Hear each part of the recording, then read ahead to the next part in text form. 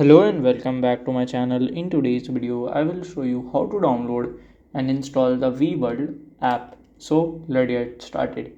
So if you are an iOS user, you should must use your Apple Store, and if you are an Android user, then you can use your Google Play Store and you can search on the Google search bar also.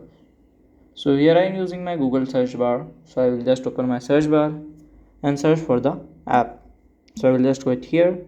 So as you can see, the world app is here. Sorry, VWorld app is here. Okay, just click on here and then make the friend around. Click on here and then from here you can directly click on install and it will automatically download and install the app in your device. So by this app you can just travel, chat and match and other things too from here as well. So if you have any question, you can let me know in my comment section, and if you find this video helpful, make sure you like, subscribe and share the video. Thank you for watching.